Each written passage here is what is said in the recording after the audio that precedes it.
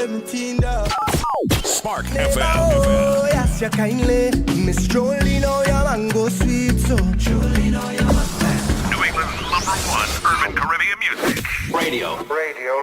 Spark FM.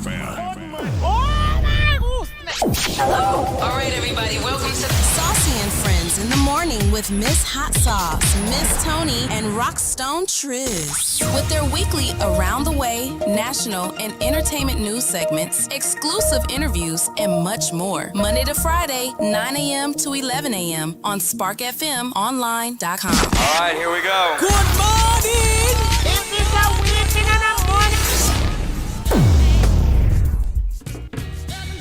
All right. We are here in the building. Spark FM Online, #1 for urban and Caribbean music. Welcome back. It is what is today? Wednesday. Today is a Wednesday. We have made it halfway through the week. Good morning, everybody. I hope you guys are being safe. I hope you're settled. If you're running in to get your tea somewhere or get your coffee, I hope you're not late for work because you should be there by now. I should have gotten my tea before we started. I thought that's what you went downstairs to do. I didn't. Oh, that's so sad. I'll get it. If Jason's listening, maybe he'll be a dare. A dare Maybe and he'll get be you one. A dare. Good morning, everybody. We have located Rockstone Triz. We found him. Don't be fear, don't be aware. Be aware. He is present, fresh off of a sickness and a discombobulation. I'm drinking my tea. Drinking your tea. Oh, maybe it's you I saw go downstairs to get some. No, I went right there by the Spark. Oh, good. Tea. The Spark Tea Center. It's nice and free. The Spark Tea offense. Center. Shout out to you got to do tea. Quick check-in, Miss Tony. How you doing, girl? I'm doing pretty good. You know, Tuesdays are a day of lots of things to do. But Anything fun happened? No, nothing fun. Nothing fun at all. Oh. No, you know what I did? What was fun though? I did get into The Faithful, which is a new series on Hulu. Mm-hmm. It's about women from the Bible, and it was really, really good. So I watched the first 3 episodes yesterday, which were about Sarah and Abraham's wife. Yeah. So it's really good. Minnie Driver played Sarah, and she's gorgeous. She's ageless, and that was I enjoyed that last night, and then just kind of chilled out. You and I had a nice conversation ending the evening. I know, ending the evening. What? I don't know what we were talking about. We were on the phone for almost an hour, which is crazy. But yeah, no. Yesterday was, it was a good day. It's beautiful out today. The sun is shining. I don't know what the weather's supposed to be today. Yeah. But we're supposed to go high and today then go was supposed low. to be very nice. Today's going to be the nicest warmer. day of the week. Yes. And then it's gonna plummet into the ground. But anyhow, aside from that, I'm doing well. I'm doing good. Good. Yeah. Good. How are you? I'm good. Yes. What did I do yesterday? I don't even know what I did yesterday. I know that I was there and I was like, this should be something that I should do. Oh, I did. I was supposed to have it. I did a judge competition for pitch competition for E for All. They have just finished their winter 2026 cohort, and they're doing their final presentation. So that's where I was for 2 hours of my life. I was like, what did I do? And then I made a nice small dinner of raviolis and ground beef with meatballs. It was splendid. It was splendid. My mother complimented me throughout the night, and I felt like a winner.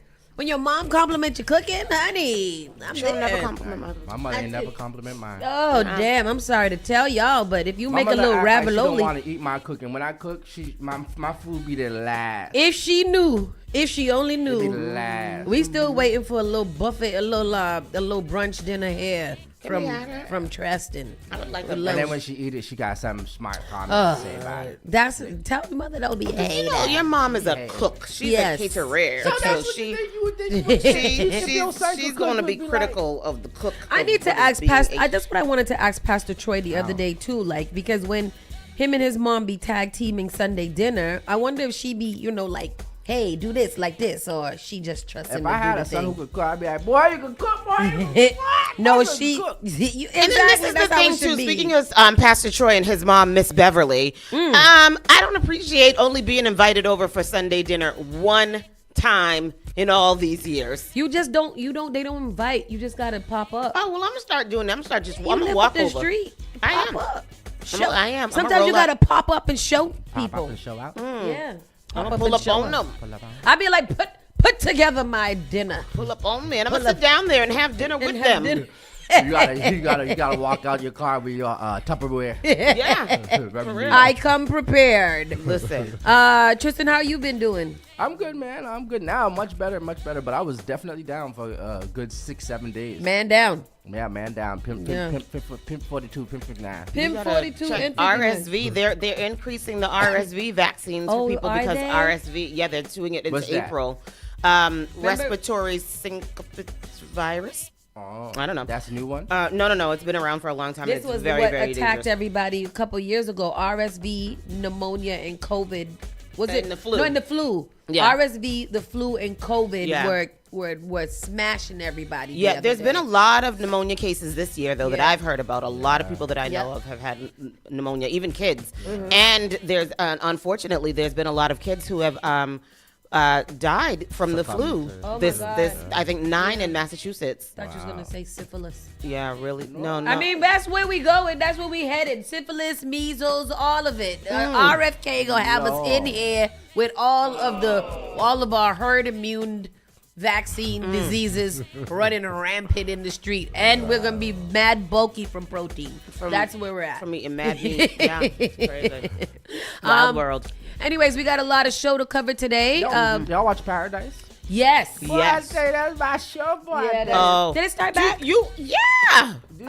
These, yeah. Oh, man. Yeah, these we're new like ones? 5 Oh, episodes man. into the second no, season. I'm there. Seven I gotta episodes. leave. Oh, I binged on Sunday. I am caught up. Listen, Yeah, these Paradise. new last episodes, boy. I was like, what Well, because when it left off on Sunday, I was like, oh, I gotta wait a week, and Okay. then I realized like on Monday there was another one. I was like, I'll be back. I'm going home right now. I'll be back. You gotta watch it. oh, Paradise is good. That's what I was saying yesterday. We got to watch Paradise and The Handmaid's Tale to Yep. be prepared for what is happening in Absolutely. this world. We got to start building the bunker. We got to find a post office. All kinds of things have to start. Not a going post on. office. Yeah, we got to find a post office, man. I'm telling you. I don't know what you're talking about, but I'm gonna leave it you right gotta there. find a fallout shelter. Yes. I'm building a bunker. Oh. I am actually building a bunker. I haven't started yet, but I know that I am building Oh. it. Well, listen, girl. That's what I know. something. Yeah. Anyways, people, let's get into the show. We're going to start the official show right now. We'll get into our around the way news, what's happening closest to us. And then we'll go a little branch out to find out what's happening in national and in the worldwide news while we go through our pre-World War III excursion. Oh my goodness. And then we'll settle in with our entertainment news and see who's sleeping with who in the entertainment industry. My That's goodness. what we're going to do. With that said, Saucy and Friends officially starts right now.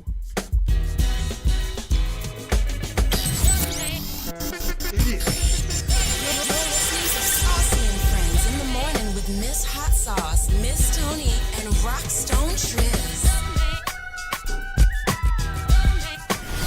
What is this, Doctor? This is Well, Spark of New England, Spark FM. Bringing the heat back to the airwaves. Turn us up. All right, let's take a look. All right, today is Wednesday, March 25th. It's 9:38 in the morning. We're gonna hide. Right now it's 40 degrees, mostly sunny. Feels like 48, and it is very nice. There will be mostly sunny skies. The high will be a high of 53 today, and then we will drop down to, because you guys know that the drop is coming, so be prepared, to 31 degrees tonight. 31 degrees. 31. However, error. Tomorrow's supposed to be 63. Oh. But it's going to be a 65% chance of raining. So we'll monitor it. Tomorrow we'll update you on the weather, whether you can put on your bathing suit or you got to stay in your rain gear. I think you should wear both. Yes, a rain gear. Yeah, with just a- be prepared. yeah. Just wear it underneath. Bathing suit, a hoodie. raincoat, a scarf, one winter boot, and one flip flop. Yes. Yeah, that's it. Gotta It have a seems hoodie, about too. accurate. Yeah. Yes, you gotta have a hoodie because you gotta have a hat. Oh, yes, just in yes, case yes. it starts to snow. which it did the other day, and then did? stuck, and then it's all gone again. It's just kind of like it's a bad relationship we have here. Toxic relationship with the weather in England and New England. All right, Miss Tony. Yes. Oh, before you go, Blue Hill Ave community meeting tomorrow from 6 to 8 at Prince Hall. That's right in Grove Hall. So if you have any opinion, any feelings, anything to say, any, yes, I like it, if that's what you want to do, go to that Blue Hill Ave action meeting tomorrow from 6 to 8 at Prince Hall. And Bingo and Mingle, April 1st. It is back April 1st. It's our April Fool's edition. Yeah. Meaning we will be here, but there'll be lots of trickery going on there. Oh, yeah. Maybe, yes. So that's from 6:30 to 9:30 on next Wednesday. So make sure you guys come into that. It is a $10 entry. You come in, it helps to fund what we're doing here. And at we Spark take care FM. of you here. Don't worry. do. We got snacks, we got food, we got little, sips. The little sips and mingles. Yeah, it's cool. It's a great time, and it's a good way to start off your weekend. It gets you over the hump. Are we adding other games too? Are we adding other games? Soon. Yeah. Bingo's a little special. It has a little special opening. We got to have a game night. Yeah, we're gonna.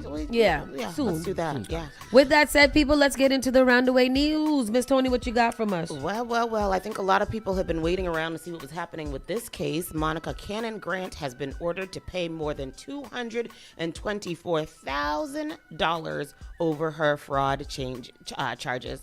That's a lot of money that she got to pay back. A whole lot of money. Cannon Grant, Sheesh. who led the now defunct nonprofit Violence in Boston, pled guilty to federal fraud charges last fall. So it says once a celebrated community organizer, Monica Cannon Grant has been ordered to pay back more than $224,000 in ill-gotten pandemic relief funds and rerouted donations from her now defunct nonprofit. The Violence in Boston founder pled guilty last fall to a slate of fraud charges and was sentenced to 6 months of home confinement, 100 hours of community service, and 4 years of probation.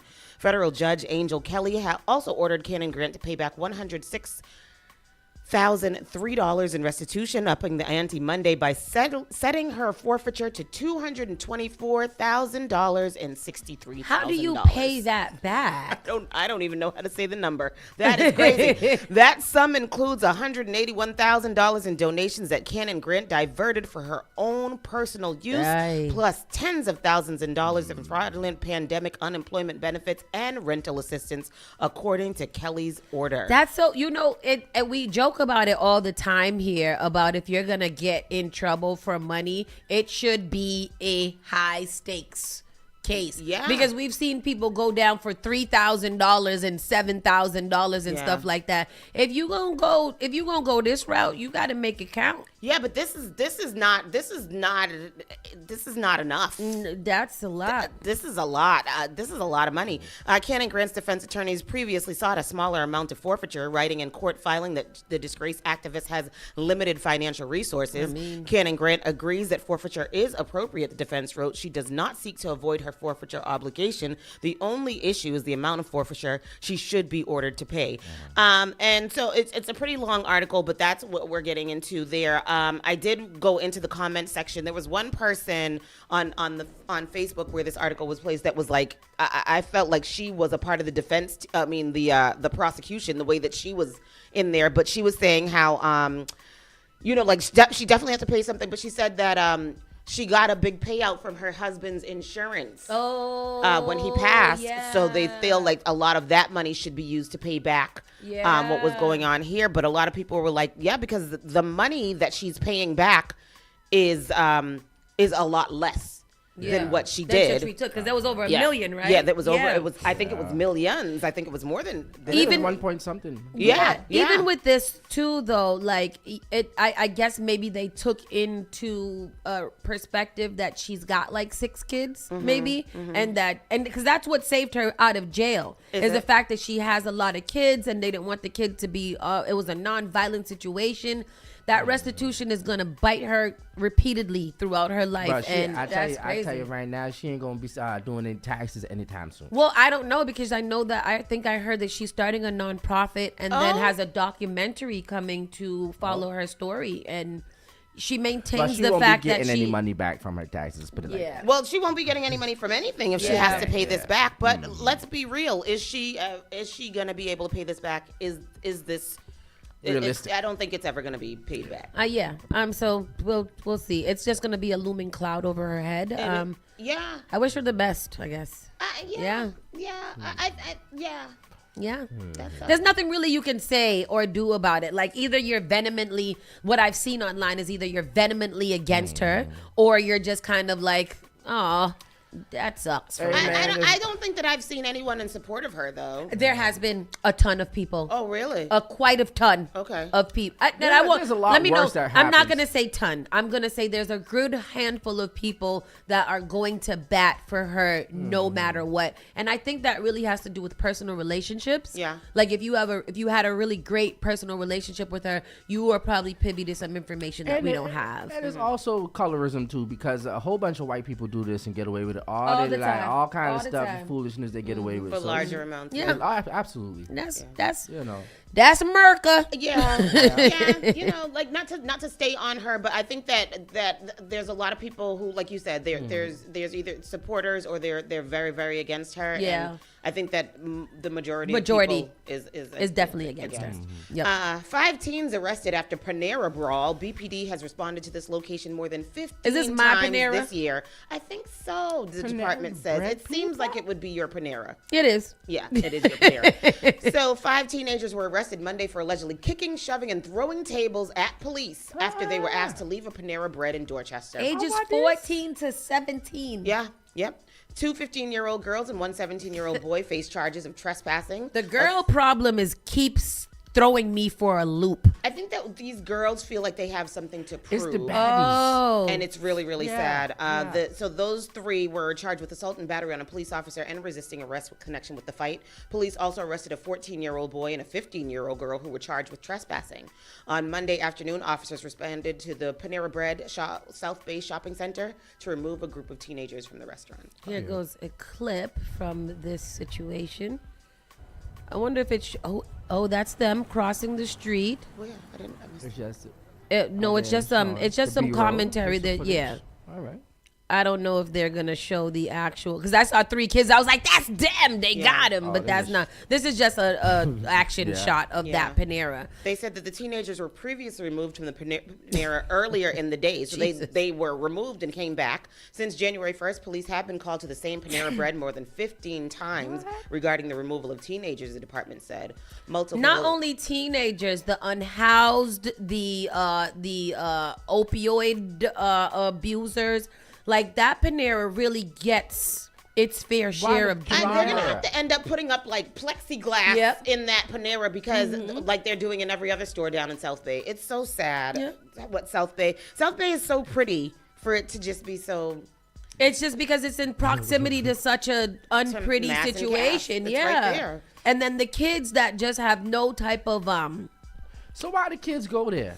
it's fun. Andrew Station, right? Because Andrew's right Because there. it's tea accessible. Not only just like they can just get there. It's accessible. It's easy places for them. it's eating. It's a it's big food. open space for Yep. them to hang That's out. the new and downtown. Congregate. The movie theater is over there. Chipotle, things like that are very accessible to the younger generation. That's the new downtown. It's just It is. Unfortunately, Yeah. they're fighting to reopen downtown. Yeah. When please reopen it so they got somewhere to go. So they say multiple attempts to resolve the issue have been made by district officers as well as the Boston Police School Unit to no avail. When authorities arrived, the manager at Panera directed them to a group of teenagers causing an upset. The teens were previously asked by Panera staff to leave the restaurant, which they refused to do. Police walked over to the teenagers and said restaurant staff wanted them to leave the building immediately. The teenagers complied and left the restaurant. Police told the group they were not allowed to re-enter Panera if they would be trespassing. As officers began to drive away, they saw the freshly escorted out group walk back into Panera. Officers returned to the restaurant and informed the teenagers they were going to be detained. One of the girls in the group stood up and allegedly shoved an officer. As officers began putting the girl in handcuffs, she allegedly began thrashing, screaming, and actively resisting arrest. This led to chaos erupting among the rest of the group, resulting in flipped tables, screaming, and fighting with officers. What? The suspects refused to comply with officers' commands to place their hands behind their back, with one suspect shoving and kicking the officers, while another threw a table at officers. The names of the teens are being withheld due to their age. At that point, unwithhold their names and plaster their pictures, and they need belt to ass. I'm sorry, but this is the problem. Yeah. You're 14 and 15 years old. Number one, where's your mother? Right. And your dad, and if you don't have them, who is your caretaker? And number three, Panera gonna have to enlist in some security. Yeah.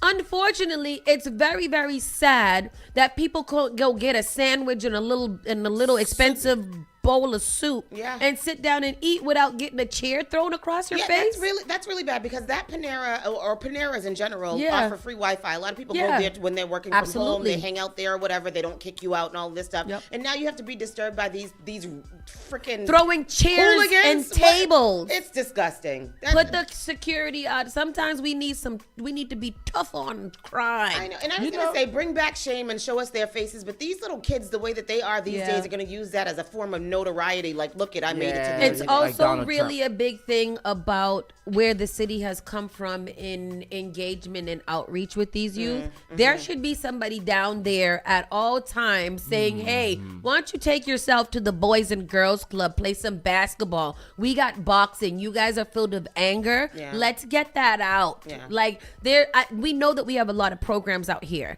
However, I don't know. And yes, unfortunately, Lawanda, we don't want to have to go into Panera with security, but this is where we're at. I blame it on current society too, like baddies culture. A lot of all of that stuff is glorified, and it's especially ridiculous. that baddies culture, because if you see all of these auditions and stuff like that, and I've watched me and Sameen sit here and watch, and if you don't come into an audition ready to fight, you're not gonna get picked for the situation. So you really got to come in there, and it's like purposely choosing violence. It's not even about fighting. It's about losing the eye, losing the leg, losing your wig, getting scalped. But why though? Why is that better than being a good person? I guess why is that, like, especially for the girls, why is that better than being cute? Like, you spend so much time slicking down your hair with all this gel. You're getting these big caterpillar eyelashes. You are wearing all of your little Uggs and Panda sneakers and stuff. You don't want to be like, I'm too cute to fight. That's where I'm at as an adult. Like, I don't want to do it. Call the police. It's sad. Call the police. SWAT situation in Roslindale ends with one person in custody. SWAT. Oh my goodness. SWAT. 2-2. Rabbit. Get my 6. Get my 6 and my 12. One person has been arrested following a standoff in Roslindale Tuesday night, according to Boston police. Boston police said they responded to a call about an individual armed with a gun inside a home on Bradwood Street at approximately 6:51 p.m.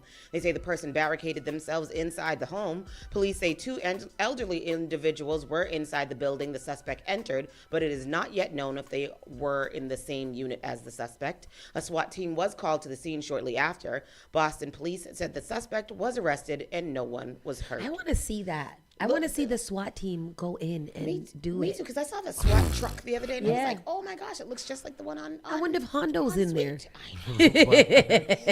I know. The thing is this, what situation calls for SWAT? That hostage situations, lively things, standoffs, and I'm trying to think about when I was watching SWAT.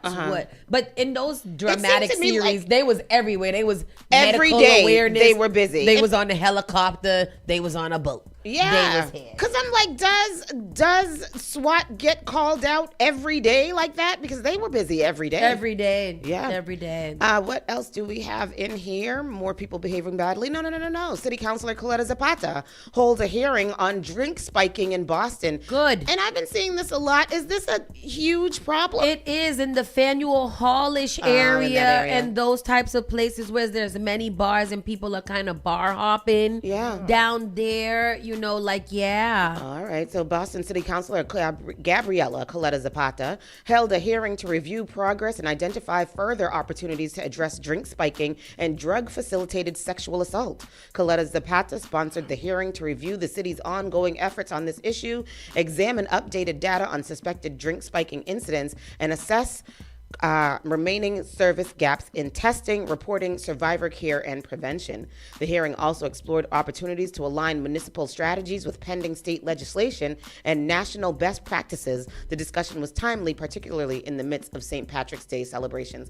We also know and have been hearing, with the World Cup coming here to Massachusetts, with, a lot of sporting events happening around, that they've been, concerned with probably this and in human trafficking and things like that. So I think, as they said, it is probably a good time to be talking about these things. Public safety means ensuring people can enjoy our city without worrying that their drink could be tampered with. Boston has taken important steps to address the challenges of drink spiking, but the burden of prevention should never fall on victims. Our focus must be on preventing these incidents in the first place and ensuring clear pathways to care and support when they do occur. So that's a conversation that we will probably be looking at. That's so like I've been seeing online and stuff, like how they have now little scrunchy caps for your thing. Yeah. They have all these little sippy cups. I think it might be a practice that restaurants might want to take. Put everything in a sippy in a cup with a cover. A cover, yeah. Mm-hmm. It says that the Office of Nightlife Economy noted that it has distributed more than 33,000 drink covers to establishments and community members as a preventative measure, and I think that that's good. But yeah, I think I've never gotten. These. Have you seen people I've seen give them? them? They're little covers that they go out the bar and they just go over the drink. Just a little cover. Yeah, a little filter cover, little coffee cover, little shower cap looking things. Yeah. I saw over the weekend. I saw a young lady at an event. Well, she's really at my house. Yeah. She's at my house. But she had a top inside the basement the whole time. Yeah. She had a top on her drink. I was like, you smart. Very smart. Yeah. She went to go buy somebody. She asked somebody to buy a beer, and the guy was like, "Oh yeah, I don't want to buy." I said, "Well, go with her." Yeah. If somebody's buying you a drink, walk with them, make sure. Yeah, you know what? And that is a thing. And I hate, again, we're so aware of things because of what we do here on Spark in the morning. So, I hate that, now, when somebody goes to get me a drink, I'm like, I'll go with you. I'm coming. Let me hold it. It's mine. All right. Don't give it to Or you put a hole in your napkin and stick the straw through it or I've something seen like that too. It's situational awareness again. Yeah. If you're in some place that you're not with people that you know or people that you trust or people that you can call on if something does happen, then that is the situation. And then I know a lot of these clubs, they don't let you walk, but again, that's why we have gun safety classes here. Come get your license so that you can start carrying, and just in case something does happen, that you're protecting yourself. Because I was reading something about that yesterday, and I was just like, gosh. Yeah, but in those situations when you're going out to a bar or club, you can't go in with even if you're licensed to carry, you can't carry your into a bar or club. If they have security. If they have security. It's like a restaurant. You can carry it into a restaurant. Yeah, you can carry it into a restaurant. Yeah, so even in situations like that, where you can, you should. Yeah. If you're comfortable with that. Yeah. A Crazy. Healy order targets support for adults with autism. Ladies, there's hope for us. On Monday, ahead of Autism Awareness Month, Governor Maura Healey signed an executive order to establish a statewide strategy to better support adults with profound autism or adults who are over 22 years old with diagnosed autism spectrum disorder and require 24-hour support and assistance due to significant intellectual disabilities and limited or no language skills. The executive order aims to improve coordination across state agencies, promote innovation, and advance outcomes for adults with profound autism and their families.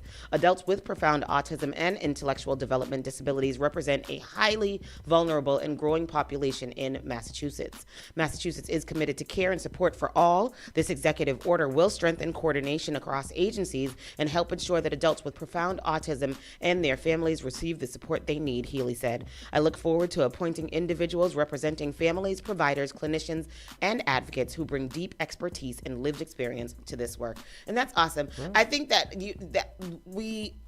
when did autism diagnoses start Because I feel like that is a fairly newer thing. I feel like there are a lot of adults our age who probably have some undiagnosed autism. So when did that start? I think it's always been there. Yeah. I think that it just hasn't been talked about it, and it's been gone undiagnosed for a very long time because people felt like they either didn't have to address it, they didn't have to find help for it, or it's something that they can probably pray away. Yeah. But it's always been there. It's just like everything, toxic masculinity, all these buzzwords, mental health, all of those things. Now they're starting to open up about it, and now more people who were undiagnosed are now trying to figure it out, and they're getting diagnosed. So the conversation is there. But there's a lot of undiagnosed ADHD, autism, and other types of things that are not That's what happening. I'm wondering about too, because I mean, I know that for me, when I was, growing up in elementary school and all of those things, I know that there were people who had special classes or whatever, right? But I think that for me, like, I know that when I'm thinking about ADHD and hearing about it and learning about it now, I have a lot of those things that are going on with me. And I was like, how come that was never, looked at, addressed, tested, or whatever with me? Usually it happens in the form of behavioral issues. Yeah. When they show up like that and people don't want to find out what's happening, they automatically put it in the category as behavioral issues. You end up in those smaller size classrooms thinking that you're just wilding out and you ain't got no self-control, when this is a clinical problem that you need to get diagnosed. Clinical issue. You probably had good grades. They gave it to me because I had bad grades. If you were you didn't possess any bad behavior, you were getting you were getting, you were getting good grades and all those things. So why would somebody automatically think, oh, this girl has ADHD? Like, maybe you just had a off day. Maybe Did you had y'all too much have any sugar. special class? I had all the special classes. No, I didn't. Like in school, I wasn't the best student. I was really a really great C student. If I got an A or a B, I was like, God damn, look at me. I made about a C minus, D plus. I just barely passed. Yeah. No, I mean, I had speech therapy though when I was in 3rd grade. Speech therapy. See, things like that are so Well, important that people You don't speak even well get. now. I guess. Uber's club dues and restaurants. How Boston City councilors spend campaign donations. Oh, this is interesting.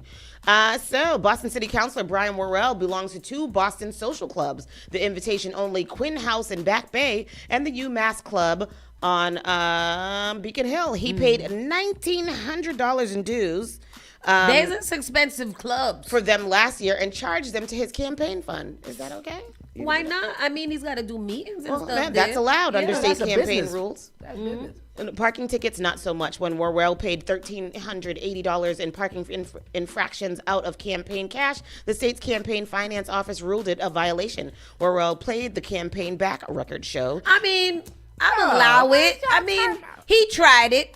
If it was somebody else, probably would have got away with it. So parking infractions, those you can't consider. No, because that's you going to a place. I might be able to pay for your mileage and for your gas and for your parking parking lot. Yeah, but I'm not gonna pay if you decided to park in the handicap parking. You got a parking ticket. He must figure I'm a city council. I'm ambassador. It is our understanding that campaign funds were permitted to cover transportation related expenses, a Worrell campaign spokesperson said in a statement. Full compliance with all campaign finance regulations is something we take very seriously.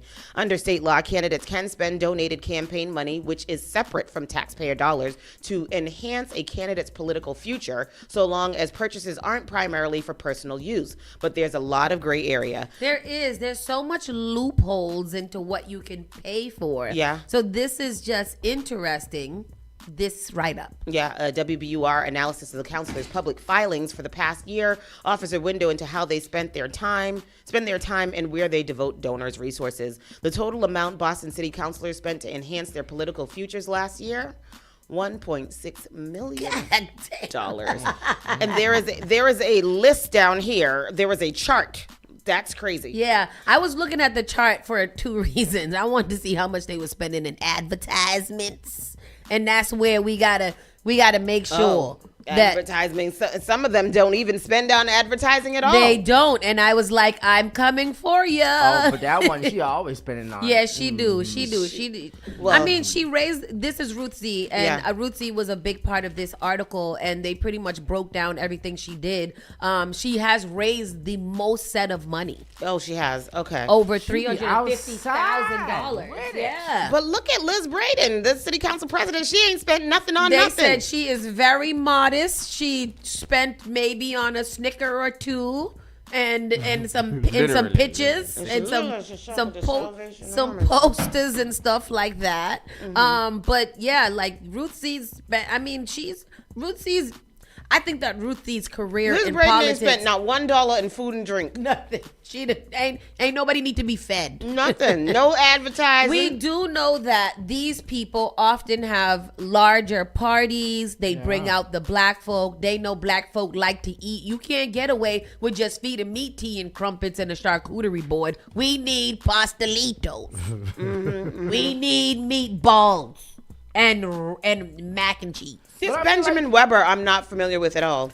Mr. Weber, he is he's been there. He's one of them other super districts. He's been a lot in the news stories a lot. Yeah. Yeah. I don't hear about him a lot. City council should spend a lot of money though, especially if they're putting back in their community. I feel like. Yeah, I know that Ruthie does a lot of that. does. She sponsors Yeah, a lot she of does. different things. One of the other things was sponsorships. Where's that? Donations and sponsorships. I mean, but it's not that much compared to how much they spend in printing. And I think printing is just such a waste of recycled paper. Yeah. Just make big posters. Stop giving people all these little pamphlets, these big old pamphlets and stuff like that. Ain't nobody reading them. They just seeing your face and your And name. push them online. Put them It says here that Ruth C spent $347,000 last year, but she was the body's president. Yeah. She is large. It says city councilors tend to spend most of their campaign funds on things donors would expect: consultants, advertising, phones, and office costs. Constitutes as a consultant. That's what I want to know because everybody got a big blue mark. Yeah, according to except public for Liz records. Brereton.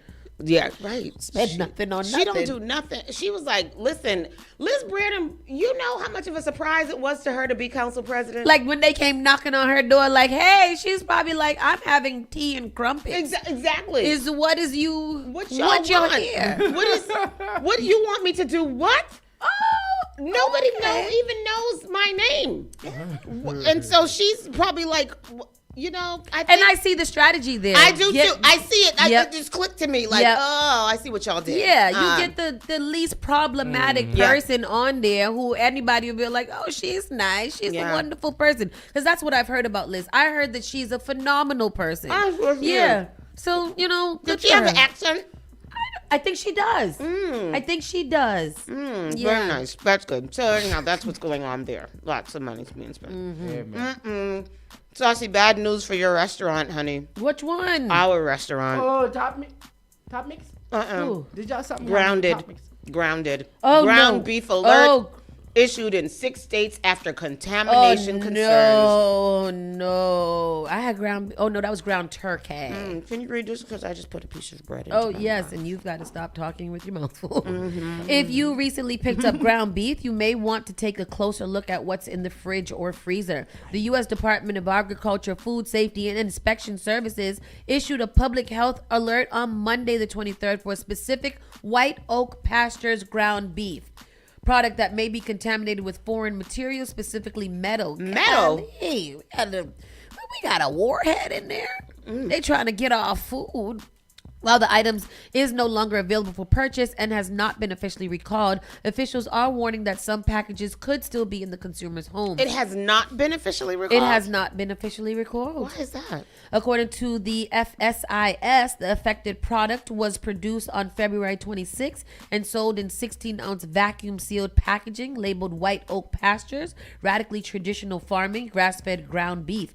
It can be identified by established numbers of established 34729. Again, that is EST 34729. Everybody stop what you're doing. Go into your freezer if you are home and look at it.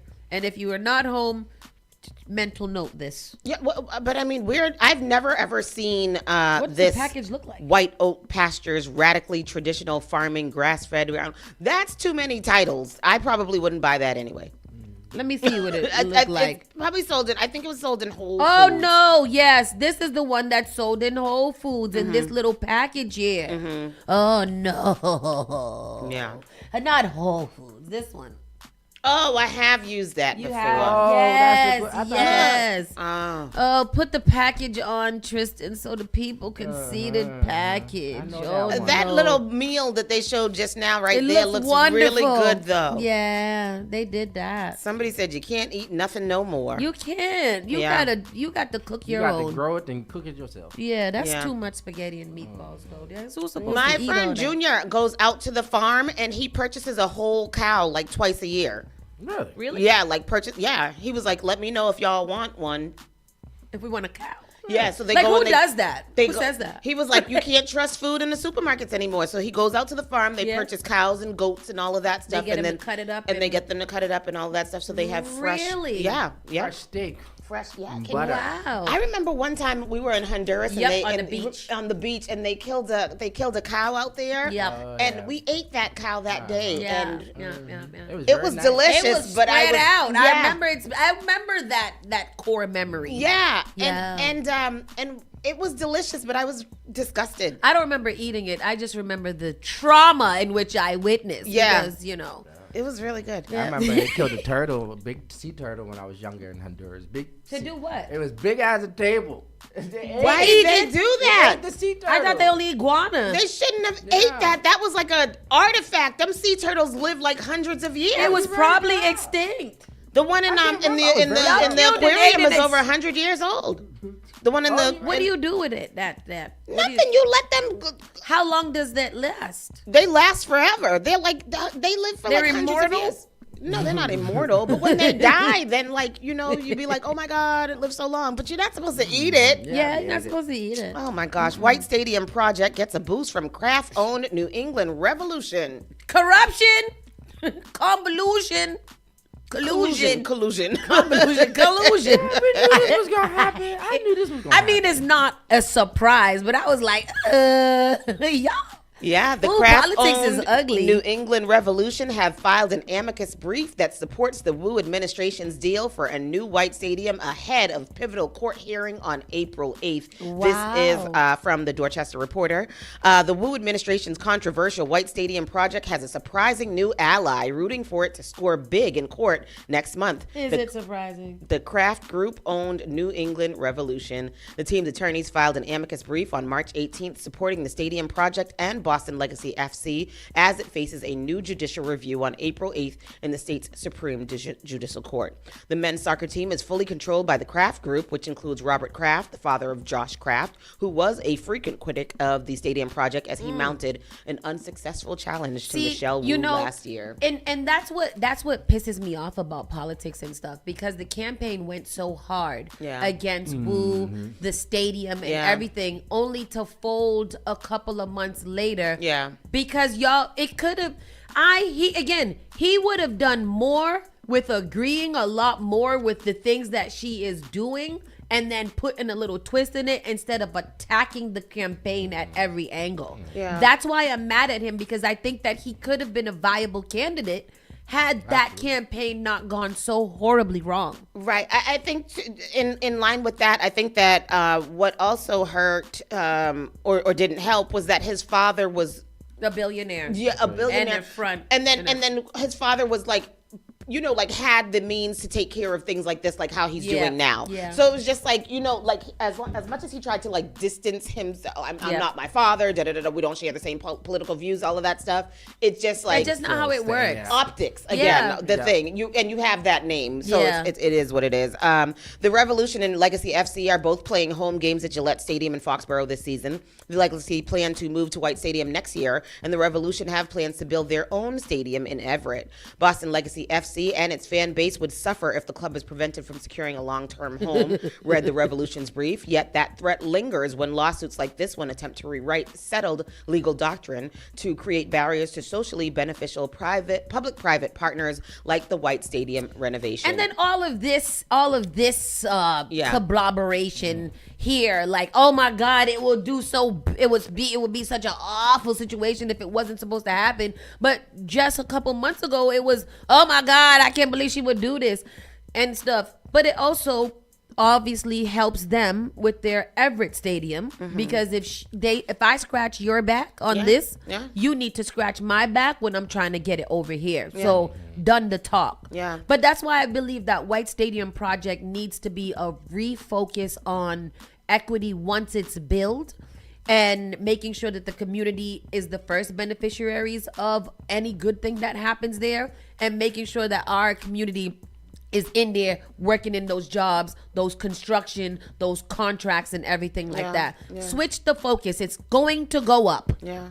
A spokesperson for the for Mayor Wu said White Stadium is a generational investment in youth sports in Franklin Park, and construction is now actively underway. We remain confident in our legal position and appreciative that a wide range of youth-serving organizations, coaches, park advocates, business leaders, municipalities, and Attorney General Campbell have all written briefs in support of the city. Of course they did. Yeah, so the case will be heard on April 9th at 9 a.m. in Room 1 of the John Adams Courthouse in Boston, if anybody wants to attend. I think I'm those uninterested. things are open. You don't want to go I attend? don't want to go. No? I don't want to go because I feel like I was lied to. I've been trying to defend this White Stadium thing for a long time, and y'all made me believe that I shouldn't be defending it when I should just be on the right side of the law or the right side of the government. You feel like you were lied to by whom?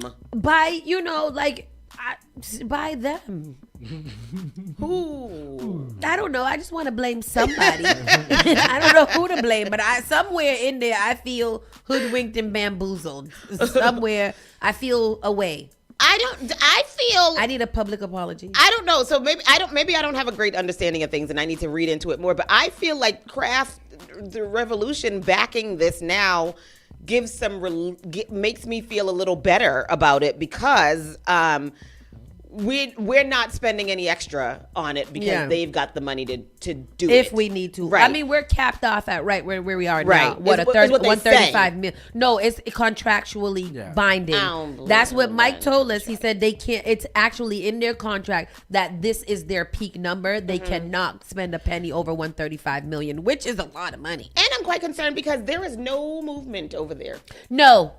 There is movement. The other day when I went up there, they do have all the scaffoldings around now. It's been stuff like that for weeks. The scaffolding, that same wall, that same tractor has been in that same spot for weeks. No. I gotta go down there again because when I was driving there the other day and I was like, oh, okay. I'm by there every Tuesday. And every it's Tuesday. not, really? And the tractor is in the same spot. It has this not parking moved. spot. It's in the same arm length. It's like this. That tractor is frozen.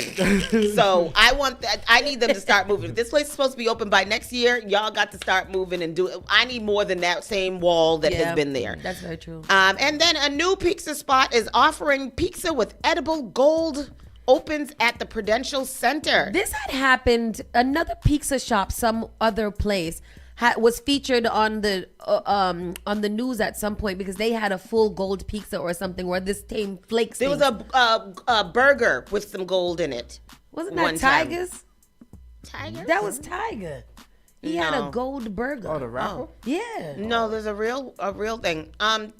They also opened Bad Bunny's favorite burger place is opened on Newberry Street. I think I forget what the name of it is. That's a smash burger place. That they open in that. But this is a new pizza spot has come to Boston, and it takes over the space where another pizzeria has been until shuttering as it gets ready to make a move. According to a source, Secare Pizza and Provisions is now open at the Prudential Center in the Back Bay with an Instagram post from the business saying that it has moved into the former Descendant Detroit-style pizza space.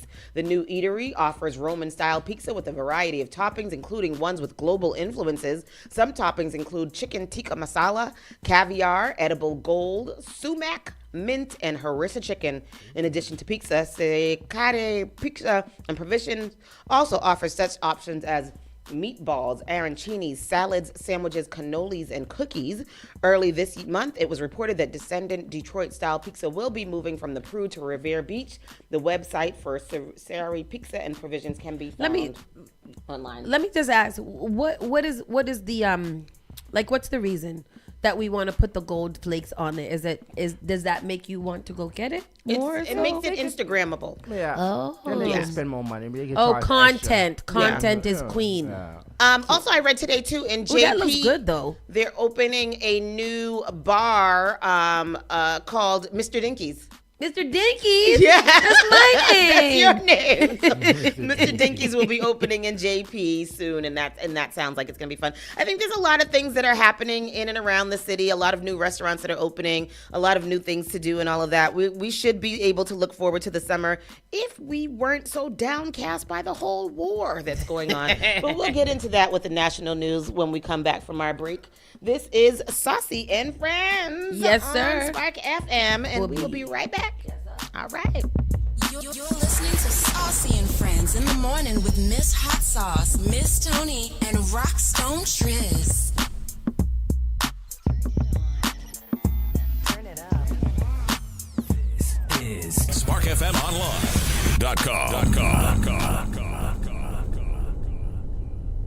What I know about courage, I learned from my adoptive mom. She said sometimes you just gotta hold on and know we'll get through this. Mom, we are so high up.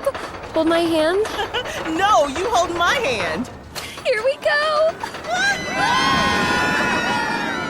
Learn about adopting a teen from foster care. You can't imagine the reward. Visit adoptuskids.org to find out more. This message is brought to you by Adopt US Kids, the U.S. Department of Health and Human Services, and the Ad Council. JP Morgan Chase is making a global commitment to break down barriers to drive inclusive economic growth all over the world. We believe there is a pressing need to help more people move up the economic ladder. That is why we are investing in communities and people to create an economy that works for all, because no community should be left behind. Right here in Boston, we're focusing that work in Dorchester, Roxbury, and Mattapan, among other neighborhoods, on improving financial health. These efforts aim to address the key drivers of the racial wealth divide head-on. We're here to empower individuals, families, and small businesses by connecting them to the tools that build generational wealth and a long-lasting legacy. Chase is investing in Boston. Chase is investing in you. Visit us at the Mattapan branch at 1617 Blue Hill Avenue,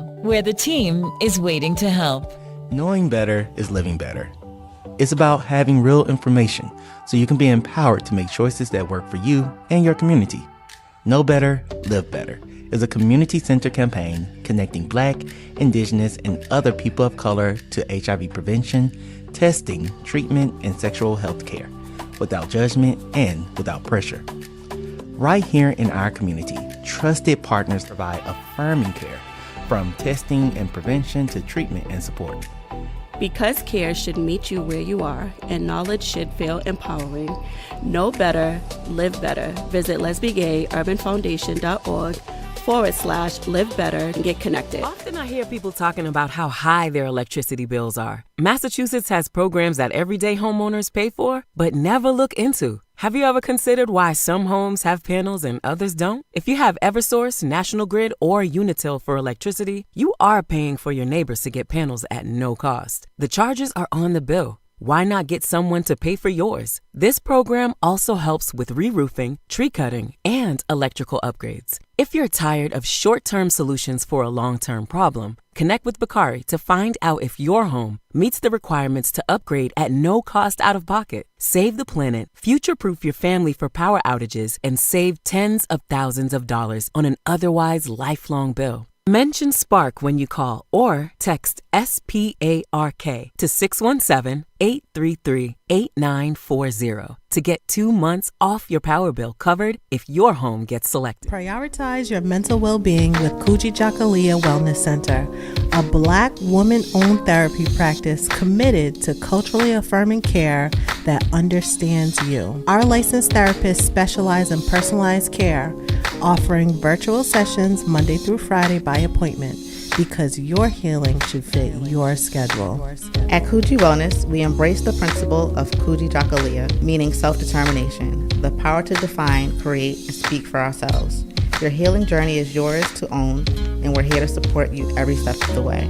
We also offer individual, child, couple, and family therapy, helping families connect, heal, and thrive together. Visit us at CoogieWellness.com and book your appointment, because when you heal, the community heals too. Praise the Lord, City of Boston. This is Brother Chris right here on Spark FM. Come on, sing it. Bringing you Sunday morning worship each and every Sunday morning, 6 to 10 a.m. Let's get our praise on.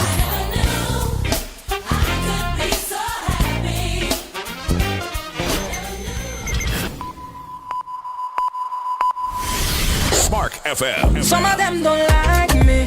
Some of them just fight me. All of them could rock so. Spark FM. One girl every day. One girl every day. Say me name and me magically appear. Spark FM. Body better get her, cause she out here looking fun. Better pop it, because I'm out here popping mine. Don like this Don Julio gon' do the trick every time. Spark FM. So can you come pick up your clothes? I have them folded. Join us on Facebook and Instagram at sparkfmonline.com. Turn us up. All right, let's take a look.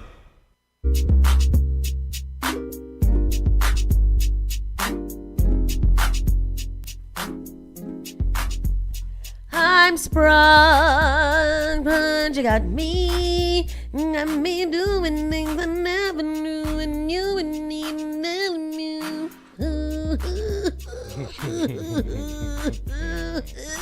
Good morning and welcome back, Spark FM Online, Saucy and Friends in the Morning.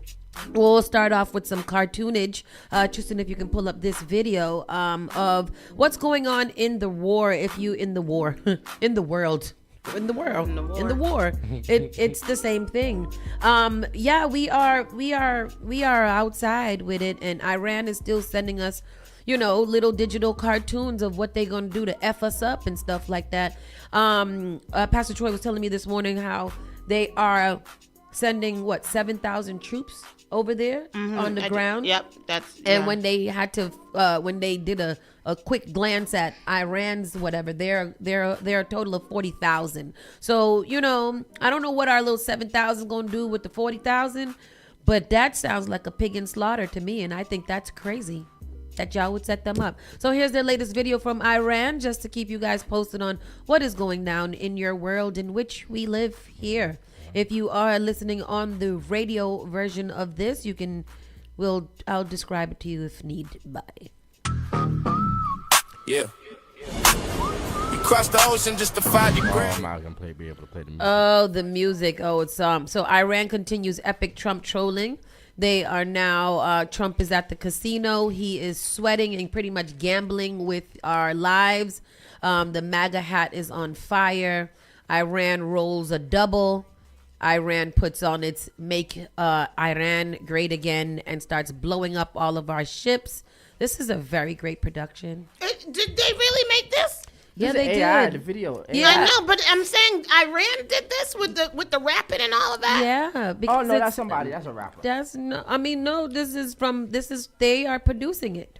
It's not. No, but the music. I think The music, somebody probably just put it in there, but or Iran did it too. They know America is rap. It's just so crazy how they're trolling us back in a better way than what he's doing, and calling him all kind of loser and pretty much saying that he's gonna lose this war. I don't like this. I don't like this. SER. I was learning today about nuclear bombs and things like that, and how, that's probably the only way that they'll be able to get out of this is to drop a nuke on them, and then that's gonna start some other ish too. So this is quite crazy. It is, isn't it? That is. But listen to it, interesting. it's a freaking bop. It's crazy. It is. It's weird. Wow. I like it. It's probably not copyrighted either. Probably just somebody made it with the AI, like you guys said. It's that's just crazy. I'm gonna go watch it later just to see what our demise looks like, so that I can build my bungalow. What's bunker? Bunker. Bunker. I want a bungalow though. What's a bungalow? It's a little cute thing on the It's beach. a little small house. Oh yeah, I want a bungalow.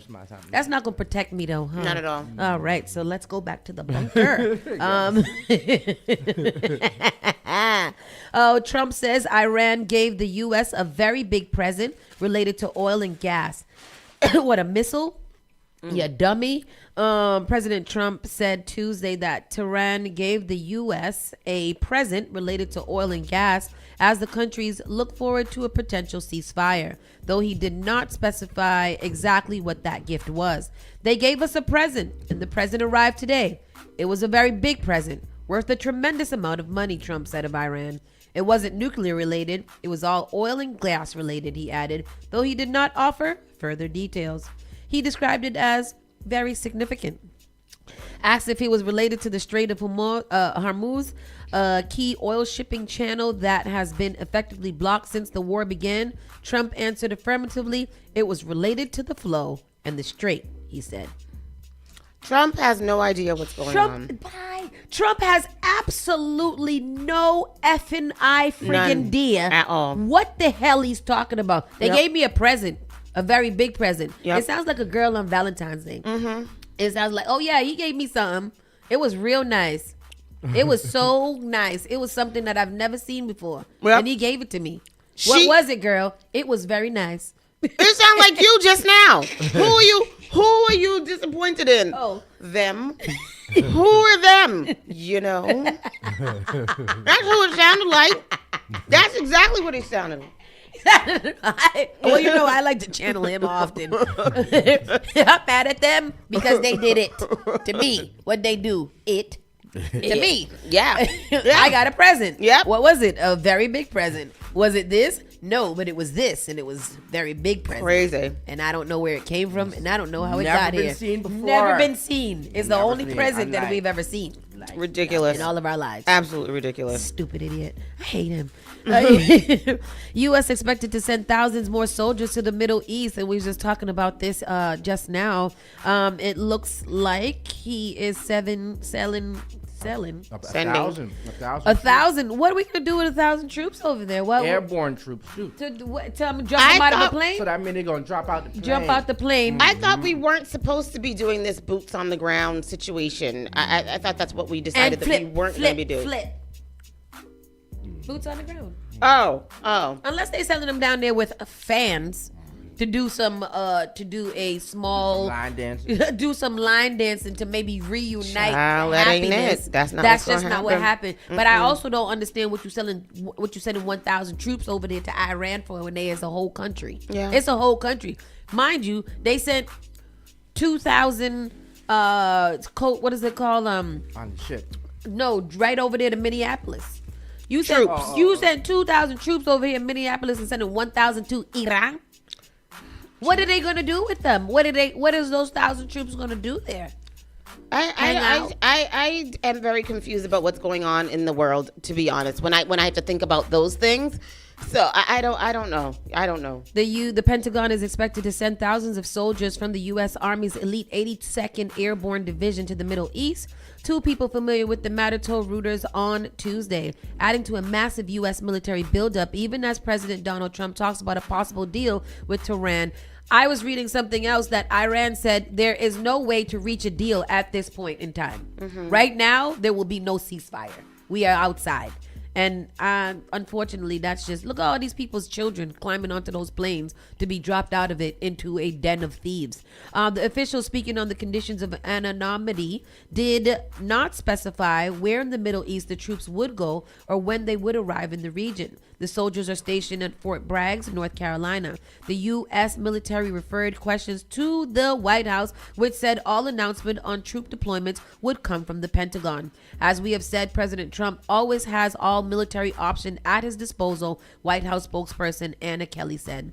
No decision has been made to send troops into Iran itself, one of the sources told Reuters, but they will build up capacity for potential future operations in the region. One of the sources said the Pentagon was set to send 3,000 to 4,000 soldiers. The soldiers' deployment follows Reuters' March 20th report about the U.S. decision to send thousands of Marines and sailors aboard the USS Boxer, an ambitious assault ship, along with the Marine I don't know that word. And accompanying warships to the Middle East. Expeditionary. I say that word to me, somebody. Expeditionary. I don't just say expenditure. I wouldn't say all the extra. Because why would you parts. put the nary on there? I don't know. Just say expenditure. Like it makes it hard for people to read. Right. And this is another failure on US. Expeditionary. Expeditionary. Yeah. Oh no, expeditionary. Expeditionary. It's not how do those words differ? Expendish or Is with an N. expedish. Exped, P-E-D versus P-E-N.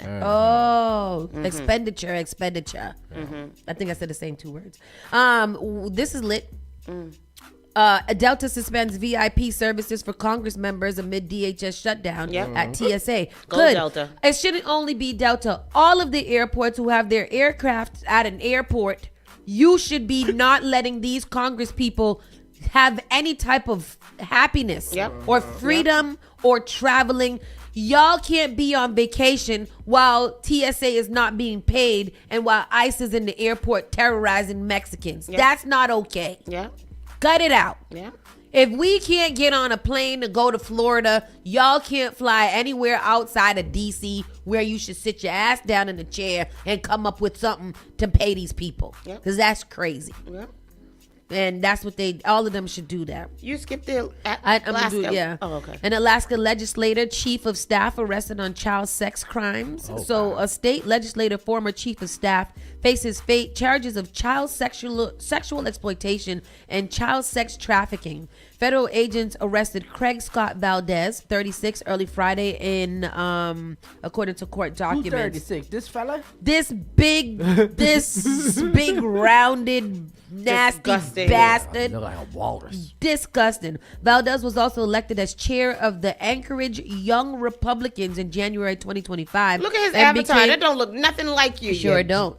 And this is what he was getting little kids with. Yeah. Which is crazy because you make it look like you not a big, disgusting, nasty big pervert. Disgusting. You big nasty. Court documents details a specific instance in which Valdez allegedly lured a 15-year-old girl to his Anchorage home. But prosecutors also wrote that the FBI was identified at least 11 other potential victims, and federal authorities are asking the public for help and their investigation continues. In a court filing supporting Valdez's detention to jail, federal prosecutors laid out what they said happened in October. So here's the story how he got caught. Valdez had met the 15-year-old girl on Snapchat. Picked her up at her home and drove her to his house for the purpose of sexually exploiting the child to celebrate his birthday. The detention memorandum says. Two things. Who was picking up my 15-year-old from anywhere? And when anywhere? he came to pick her up and she saw him, she didn't say, I'm not going with you. I'm not going to go. That's not what you look like. And this is why you got to monitor your children and you got to be in their phones and you got to check their text messages and the Snapchat. All of it. Especially that Snapchat, because the messages be going away quickly and everybody be sending they vaginas and they booty holes to each other. And y'all got to stop doing that and letting the children do that. How to use the Snap. It's fun. Yeah. So the girl Why, you be sending your vagina and booty hole? I don't have no Snap. I don't got it on my new phone. Shoot, I do not be sending my booty hole anywhere. So here's what happened. Do people send booty hole pictures? Oh. Child, I do not know. I don't engage in any of that. Any of them. The girl's sibling alerted her mother, who used a family tracking application to track her daughter to Valdez's home in South Anchorage. The mother called Anchorage police after arriving at Valdez's home and waited outside. When she heard her daughter inside the house say something about wanting to leave, the girl's mother then entered the residence, punched Valdez in the face. Wait, she was waiting outside while they was inside? I guess she was waiting for the police just in case, whatever. Okay. But when she heard her daughter saying that she wanted to leave, she was like, oh, F this F this bull doo-doo.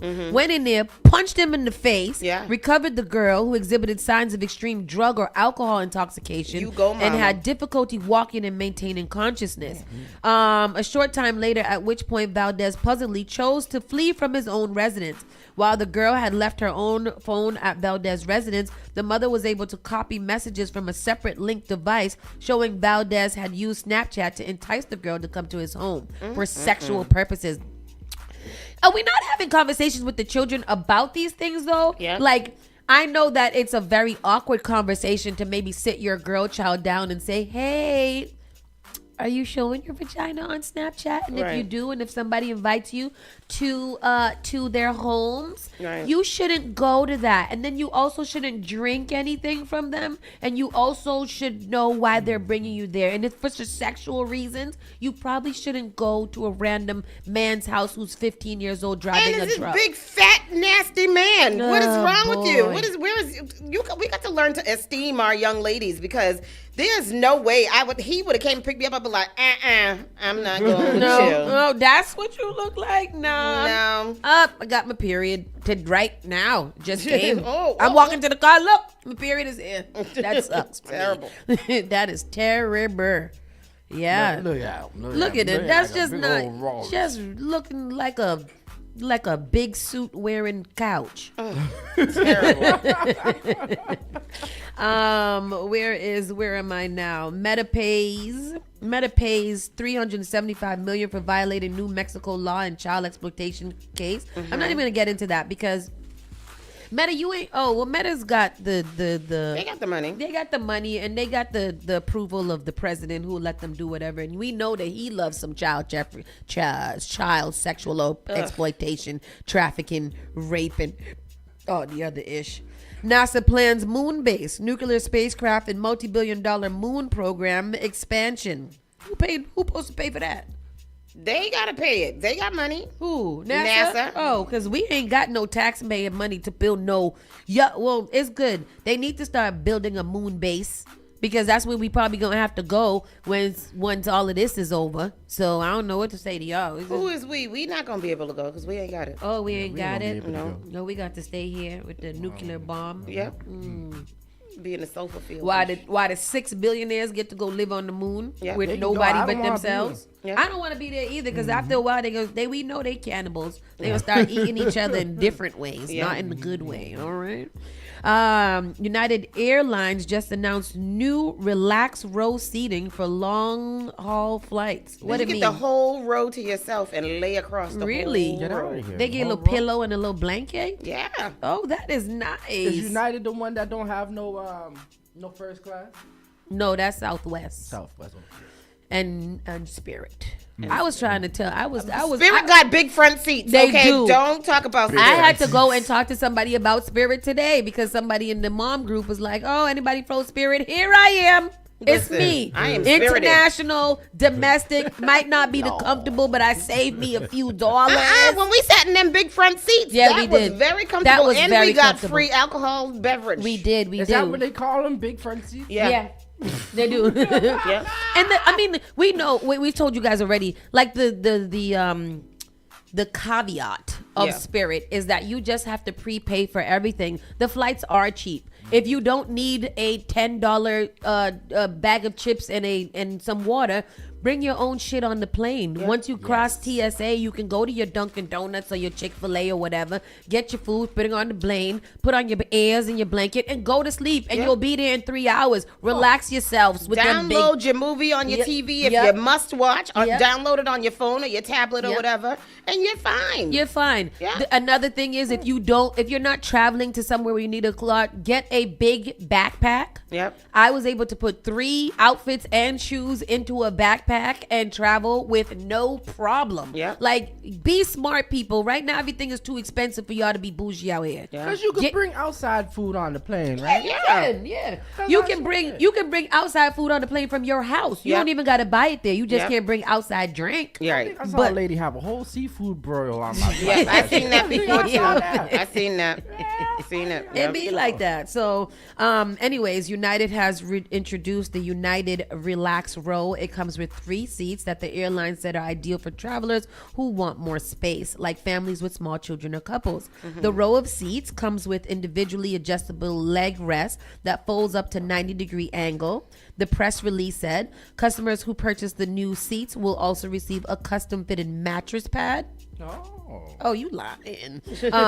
Specially sized blankets, extra pillows, and a stuffed plush for children, as well as kids travel kit for families. I like the it. United Relax Row is exclusive to North America and is expected to be available on more than 200 Boeing 787 and Boeing 777 wide body aircrafts by 2030, totaling up to 12 rows per plane. United said the company also said it is the first North American airline to offer these types of seats. It makes sense. Now is the time that all these businesses have to start getting creative. Yep. With how you are selling your product. Yeah. If you are not pivoting to figure out what makes more sense, this makes sense. I'm traveling with my baby and my husband. Yeah. We can get a little row of seat, lay down, go to sleep. Yep, a family row. I like it. I like it. Look at it. And my dog. Screen. And my dog. Y'all see it? Yeah, it's beautiful. All right. I mean, it looks like. I mean, the fact that they give you a little mattress makes it at more it, better. a whole bed. Because I've gotten a roll of seats before, and that wasn't the most comfortable. I would have liked a mattress and a specialty pillow and a When I flew plushie. in JetBlue and my friend hooked me up. Shout out to Roro. I had a whole row to myself, and it was a wider row or whatever. And I would have liked to have a mattress to lay it down, And but a I was pillow. quite comfortable. And maybe a plushie. A plushie. Yeah, I that's like a nice. plushie. In 3 months it will be canceled because some OnlyFans content creator will try to go viral. And you know, Schneider, that's not even something that I don't believe could happen. There are going to be some nasty MFers that try to do a little hunching. Yeah. A little hunching in the seat. Yeah. Especially if it's one of them empty flights. You got a little mattress bed. Boy, I tell you, Mile High club me up. You know what? We're going to hear flights of people touching themselves doing the appropriate Yep. things. And then have to get hauled off. Hey, if you pay for the big seat and you go in there and touch yourself, then that's your business. No, don't be touching yourself because you will touch the rails that I got that's common area. Do them and I get off the plane. Yeah, do it in the bathroom where they usually do it. A billionaire OnlyFans owner, Leo Radomski, dead at 43 after long battle with cancer. And that's terrible. That's too bad. He's a billionaire. Yeah. Can't even save your life. I wonder what he did with the money. But you do with the money. Yeah. His family got his money. I wonder if his family's looking to donate to a nice cause. What is their last name? His wife? He had a wife? She need a husband. She need a husband. Yeah. She needs to be consoled. Today. Miss Rachel says, I am political as she fights to close ICE facility in Texas that's detaining children. It's political to believe every child is not equal. Wait a minute. Sorry, it's not to interrupt it. He's the OnlyFans man. Yeah. Oh, he's the whole. I thought it was like a billionaire. No, he's the owner. The of owner. I didn't read. OnlyFans. Oh, damn. He died at. Let's go back to this story. Start over story. OnlyFans billionaire owner Leo Radvensky has devastatingly died at the age of 43, and that's kind of rocky right there. I'm about to be 43, and that he's young. Yeah, What do you die very from? young. A spokesperson for the subscription platform confirmed the sad news in a statement to TMZ on Monday, March 23rd, writing, "We are deeply saddened to announce the death of Leo. Leo passed away peacefully after a long battle with cancer." The message continued, "His family has requested privacy at this difficult time, and as you should, because 43 with cancer is horrible." He's a Ukrainian-American entrepreneur, purchased Felix International, the parent company that owns and operates OnlyFans, from its British founder Tim Stokely in 2018, remaining a director and majority shareholder of the business until his death. OnlyFans, which was originally founded by Stokely in 2016, is an adult-only subscription platform empowering creators to own their full potential, monetize their content, and develop authentic connections with their fans. Born. The company was reportedly exploring the sale of a majority stake to investment firm Architect Capital earlier this year. The deal was supposedly worth $5.5 billion, including debt. Wow. $5.5 billion. Nice. That's how these people just be going. I mean, there's OnlyFans people be becoming millionaires and stuff. I'm about to start my page tomorrow. I'm about to start my summer OnlyFans. You could just do your feet. I am. Remember how Feet Finder. That's what I started to research it, and at my next pedicure, that is what I'm going to be starting. So let me know if you need my screen You got to name. do your Twitter page so you could promote the OnlyFans. Yeah. You got to have the sex Twitter page. Yeah. Oh, wow. Mm-hmm. It's a whole conglomerate. Well, them sex Twitter pages be very nice. Just have a little snippet of sexy time that makes you feel good. And they got just for fans too. Yeah. Who? Just for fans, and they got the OnlyFans. Oh. I'm so unaware. But anyways, Miss Rachel says that she is she is political as she fights to close ICE facility in Texas Get it, that's Miss detaining Rachel. children. It's political to believe every child is equal. Rachel Accorso, the prominent children's entertainer known as Miss Rachel, told NBC News in a recent interview that she's currently fighting to close the Dilley Immigration Processing Center in South Texas, where ICE has been detaining children and their parents. Accorso, or Miss Rachel, said that she first found out about Dilley after federal agents detained the father of a 5-year-old, Liam Conejo Ramos, in Minneapolis and sent the both to the Dilley. Per NBC News, children have complained of limited education, lights that never turn off, and moldy food at Dilley. Amid the Trump administration's immigration crackdown, more than 2,300 children have been put into detention with their parents, with the overwhelming majority held at Dilley, according to figures provided by court-appointed monitors. Miss Rachel recently had a video call with 9-year-old Deaver Hermanes, who was detained at Dilley along with his parents in early March. It was her second video call with him, a detained child, the first being with a 5-year-old named Gail. Oh, and I'm so sorry, Miss Rachel, blah, blah, blah, blah, blah. I'm glad that she has been a very big figure and a very big mouthpiece when it comes to all of this. Yep. I hope that what people are doing is going and watching her videos and getting her views up so that she can maintain this fight. I agree. But it is. I'm gonna go put it on the TV today just to put it on the TV. That's what we're gonna be doing now. Just shout out to Miss Rachel. Yeah, play a little bit of what she said. She don't even look like Rachel, Miss Rachel, right here. She's like, I got to come out of character to talk to y'all now.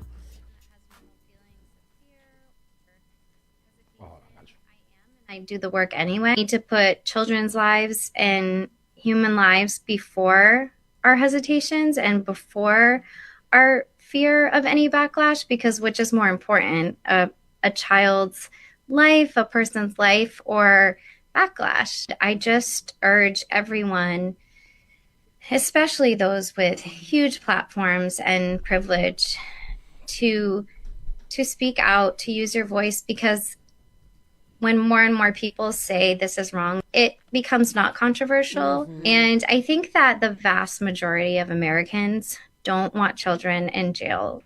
They don't want children to be abused and neglected. We can all agree on treating children with love and care and respect and dignity. And I just feel like it's so sad that you have to put out a video to ask people to not be mean to children, to be decent to children. Yeah.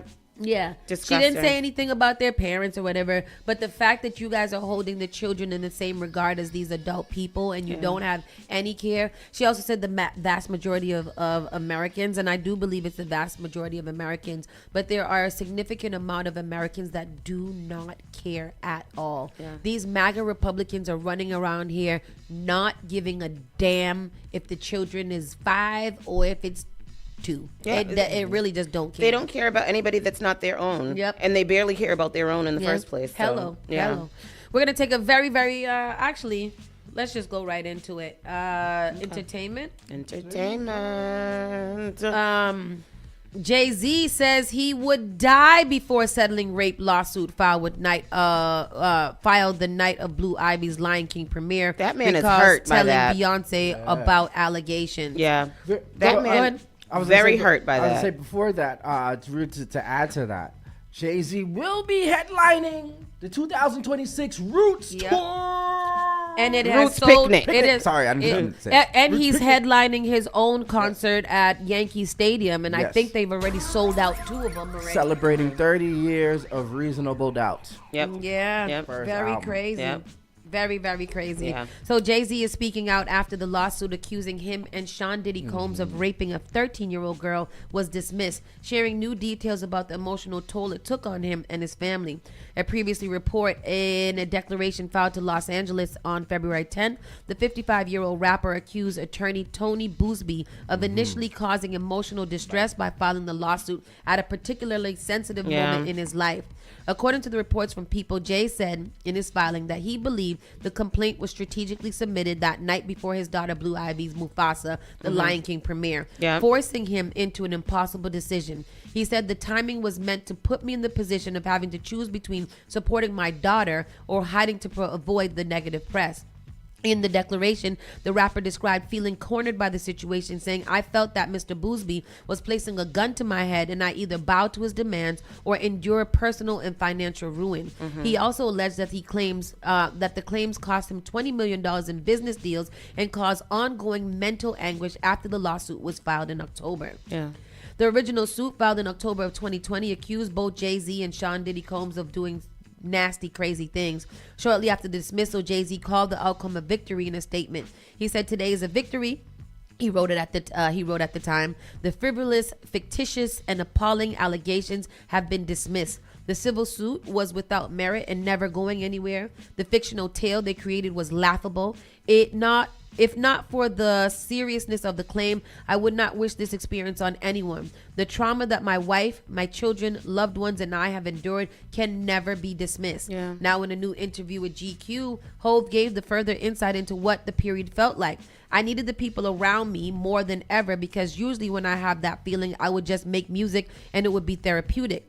I'd be able to blow it out and I would move on. I had to sit in that for a long time," he said. "I've built this circle that's really safe for me of people that really love me and not using me and really care for my best interests. So I was able to have that in my most crucial time. I also got to see how people felt about me, especially people that were close to me," he explained. "So when those types of things happen, people run. They don't care what happened. It's like you save yourself. I called my guy from LVMH. Hey man, this is coming and I can't get rid of it. I can't take a settlement. It ain't in my DNA. First of all, I have to tell my wife, let's back up. I know the weight that this is going to bring on our family. I can't do it. I would die." Wow. Must be nice for him to just call up LVMH, yeah? That's Louis Vuitton. That's all the fashion brands. Yeah. That's all the fashion brands. So it goes on to just kind of detail what he actually went through and different passages from his interview. Not sure when it will actually be. Oh, it's just the full interview is there if anybody wants to read it. It's in GQ magazine. I heard it's a really good interview. Yeah, I'm gonna go read it. I mean, it seems authentic, so I'm excited to, or just to find out what he said. Yeah, I think Jay got something coming. You think he's cooking? I mean, he's starting to do tours and stuff, so I think he could survive without making another body of music if he doesn't want to. And then Jay-Z ain't never really fully retired. He'll come out with some random EP. He's been releasing a lot of unreleased songs too. A lot of videos from unreleased projects. Oh, really? Yeah. So yeah, we'll keep it looking into that. You want to get into the next one? Yes, let's get into that. Tommy Lee breaks her silence after kiss with Solange's son, Jules Smith. Hey, Tommy Lee is certainly no stranger to sparking controversy, and this week she's doing just that. Recently, some shocking footage of the reality star surfaced online. She is seen spending her evening alongside Solange's 21-year-old son, Daniel Jules Smith Jr. The two of them even shared a kiss, as seen in a clip shared by Watch Live Bites. As expected, this has social media users up in arms as they have a 20-year age gap. "Why does this bother me so much, Tommy? Tommy, leave that little boy alone," one Instagram user writes. "I don't care what nobody say. She always pull any kind of stunt to get a buzz," another claims. Someone else says, "Entertaining a 21-year-old at 41 is nasty, but doing that and you have kids his age, shaking my head. Oh, the desperation." Amid the backlash, Tommy hopped online to set the record straight. According to her, there's more to the story than what meets the eye. It only if it's a movie that they shooting for Tubi. maybe about young love. But what is it that you're doing with the 21? What is at 41 years old? What is it that I would like to do with a 21-year-old other than be a mentor? Yeah, she said, LOL, this was fun. She wrote on her Instagram story, hate to break it to you, I'm not that type of girl. While her post has put some fans' minds at ease, others aren't convinced. So what is it? What were they doing? Maybe she was on him in a motherly way. You know, like when you're hanging on your children and you're playing with them. That wasn't a motherly way. Yeah. I don't know what you guys News of Tommy Lee and Jules' rendezvous comes just a few days after the latter was asked about the struggles he faces as a public figure during a live stream. He admitted that the hardest thing about being himself is misconceptions. He went on to reflect on rumors about his sexuality running rampant when he was just a kid, noting how the narrative changed once again a few years later when he kicked off his modeling career. Grown-ass adults were calling me gay at 13, he recalled at the time. They were saying, I'm a pretty boy. I started modeling and I went from bashing women to automatically now I'm gay. And the article ends there. Oh, well, I don't, Jules. I don't care about it. So what was it that happened? Nothing, I guess. This is like Donald Trump. They got a very big present, a present that we've never seen before, and that's what happened. Oh. The guy from Reacher, y'all see he beat up his neighbor the other day. Why? He's so big. He is big. Alan Richardson shares a cryptic message after a heated brawl with neighbor. Never interrupt your enemy. Alan Richardson opted to remain mysterious after making headlines for getting into a heated brawl with his neighbor. On Monday night, March 23rd, the Reacher star 43 uploaded an Instagram reel with a cryptic quote, seeming in response to a video surfacing hours prior of him beating up his neighbor. Can you pull up that video? He identified himself as Ronnie Taylor near his Tennessee home over the weekend. Never interrupt your enemy when he is making a mistake. A quote attributed to Napoleon Bonaparte read in the subtle social media post. While Richardson didn't provide any further commentary alongside the upload, it appears to be an acknowledgement of the highly publicized ordeal. Richardson's apparent reaction comes after his neighbor accused the famed actor of hitting him at least 4 times. I wouldn't want to get hit by his big ass. Me either. He's humongous. Oh, it's a little video. Yeah. Police clearing TV star Alan Richardson of any wrongdoing following a violent confrontation caught on camera.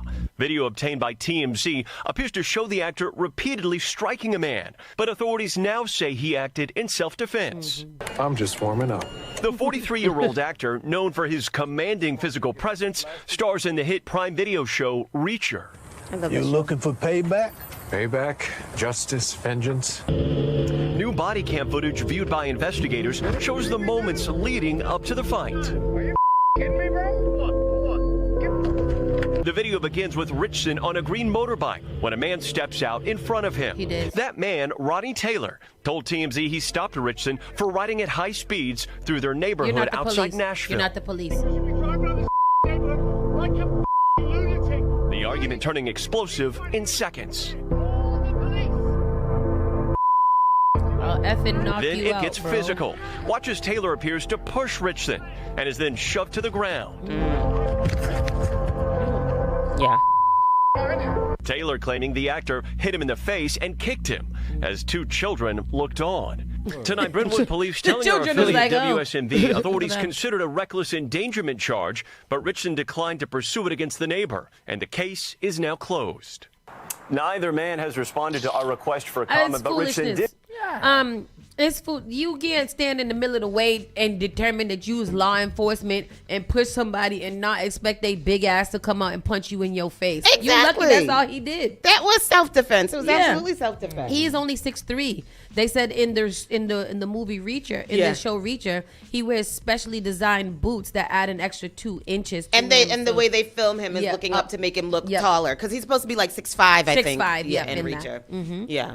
But he's still big. He is big, like me. That's a big man. Yeah. big man like me. Let me see. Positive images. NBA YoungBoy covers funeral costs for 10-year-old Kimani Thompson after tragic shooting. And Thank you for doing something good with your life, Wyatt, and NBA young boy. He's, he's from Baton Rouge. What is the story behind this little boy shooting?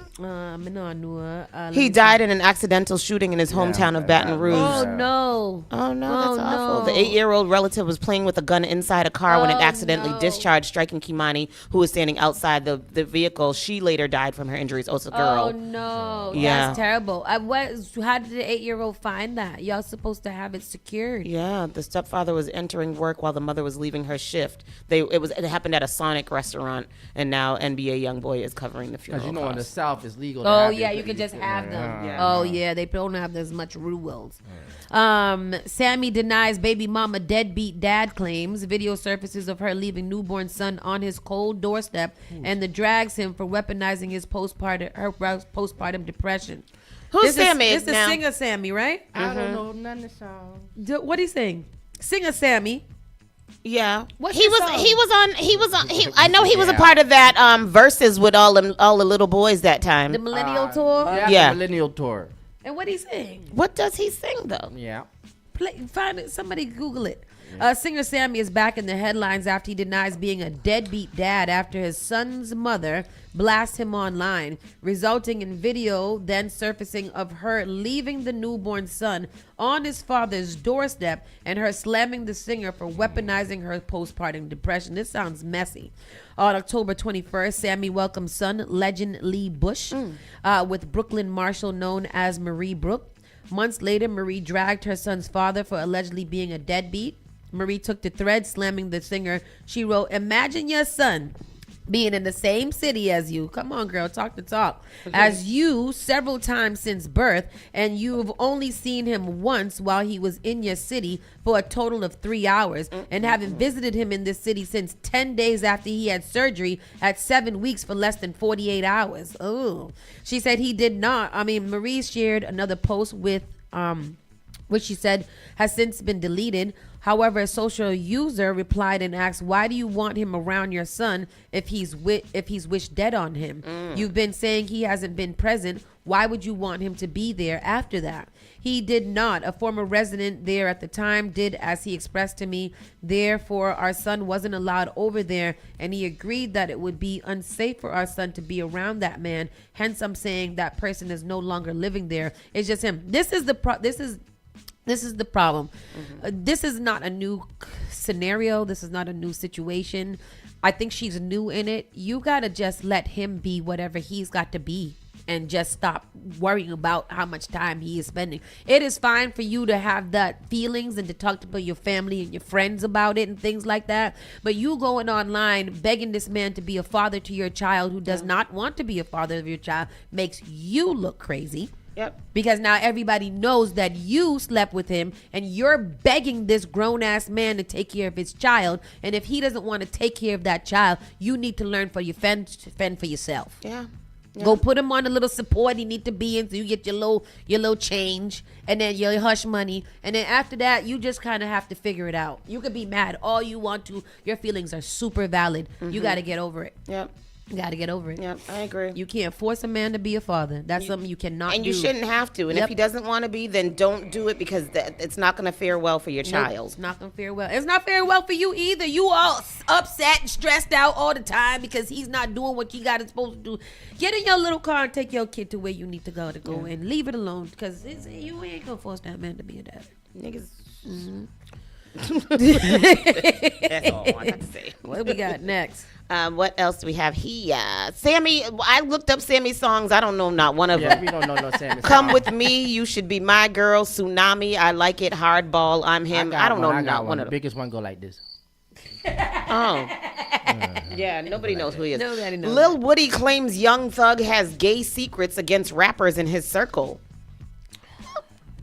Okay. So what?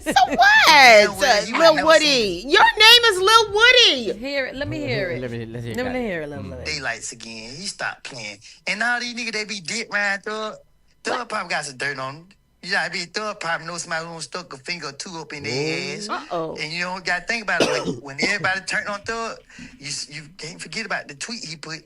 He said, sis, I'm gay, everybody gay. Don't forget about that post now. Oh, shit. Oh. I forgot about that. All right. Okay, well, that's fine. Who cares? That's fine. Young Thug wears dresses and lipstick sometimes when he's feeling it. If he wants to be, if everybody want to be gay, be gay. Everybody's gender fluid and sexual neutral and all kinds of pansexuals. So whatever going on about your life, everybody's queer. Everybody's queer. Everybody's queer. You don't think that's the thing. You don't know what nobody out here is doing. You be thinking that you with a thug and he's taking a booty hole. So everybody just do what you gotta do and keep us out the group chat. Mind your business. I know. And your name is Lil Woody, sir. Worry about that. Yes, worry Change about that. Worry about yourself. Cine star Michael B. Jordan allegedly wants a huge Miami Vice payday after Oscars win. As and he should. rightfully so. Why not? Miami Vice. They want him in the show. Right. It's a movie. Your name is now Oscar winner Michael B. Jordan. Yes. That's what you're known as from now on. Why wouldn't you be wanting a lot of money? Michael B. Jordan has starred in so many hit films. It's astonishing. He was most recently won an Oscar for playing twin brothers Smoke and Stack in Ryan Coogler's jazz-era vampire film Sinners. Which was based off of Nipsey Hussle and Nipsey's brother. Yeah, I saw that the other day, which grossed over $370 million. Coogler and Jordan clearly work well together. The pair also made Creed in 2015, which grossed $173.6 million, and that film spawned two Jordan starring sequels that grossed $214 and $276 million. Pay that man whatever he wants to. Have you noticed that Michael B. Jordan has been in all of Ryan Coogler's films, Fruitvale Station, all of them from the beginning? Yeah, Jordan also played the villainous Killmonger in Coogler's ultra hit Black Panther, which made $1.35 billion. Jordan's character even had a cameo in the follow-up Black Panther Wakanda Forever, which made over $859 million. Heck, Jordan even starred in the found footage superhero movie Chronicle back in 2012, which made over $126 million on a $15 million budget. Hello. There's no doubt that Jordan is a valuable presence in Hollywood. This would be like if Melania was like she wanna pay out after her movie made $13. That's crazy. Yeah, this is likely the reason why the actor asked for a pay increase to star in the upcoming film adaptation of Miami Vice. The latest Miami Vice movie was announced back in October of 2025, with Jordan in talks at the time to play the character of Tubbs, with F1 helmer Joseph Kosinski directing. The Insider recently reported that Jordan may appear in Miami Vice, but would like an $18 million paycheck for the gig. Yep. I don't think that doesn't sound like enough to me. Me either. Only $18 million? Let me tell y'all, pay that man. This is a reasonable demand. Given the numbers listed above, Jordan knows his value, and the increased paycheck makes perfect sense. It and does. I agree. I pay that man his money. Every dollar that he asked for. Yep. Let me read a couple of these things off these real quick to y'all. I looked up a couple of actors that have been paid big bucks to be in some movies. Bruce Willis at the highest. He get that. $129 million to be inside the Sixth Sense. Yeah. One movie? $129 Tom Cruise, $100 million to be inside Top Gun Maverick. Tom Cruise again, racking up. $100 million to be inside Mission Impossible. Yeah. Tom Cruise again, $100 million to be inside World of War. Yeah. Will Smith, $100 million.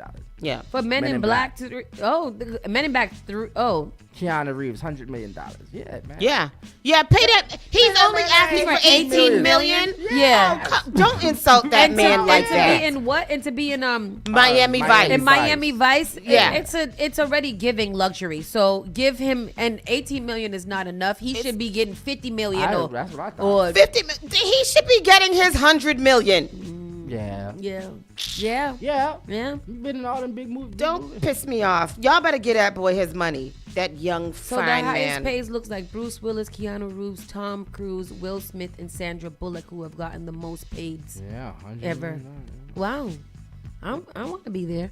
Anyhow, last but not least, our good friend Afro Man, the judge orders Afro Man to pay half of court costs in defamation trial, despite the fact that he won. Despite the fact that he got high. Because he's black. Yeah. And I can't wait to hear the song about this. By now, everybody's probably heard about the trial between Afro Man and members of the Sheriff's Department in Adams County, Ohio, who sued the Because I Got High rapper for defamation after his home was raided in 2022. In case you missed it, here's a quick breakdown. Back in 2022, The rapper's house was raided by deputies with the Adams Sheriff Department in his home, based on an anonymous tip accusing Afro Man of kidnapping and drug trafficking. Nothing ended up being found during the raid other than a small amount of weed, of course, and no charges were ultimately filed against the rapper. But shortly after having his home raided, Afro Man took to social media to share photos of the damage to his home and criticized officers for the raid. He claimed the police caused over $20,000 in damages to his home while also disabling his security cameras, and also accused deputies of stealing $400 after confiscating over $5,000 but failing to return the full amount once he was cleared. He also used his security footage of the raid in a series of subsequent music videos, including a song called "Will You Help Me Repair My Door" and one called "Lemon Pound Cake" that called out officers. The Adams County Sheriff kicked down my door. Then I heard the glass break. They found no kidnapping victims, just some lemon pound cake.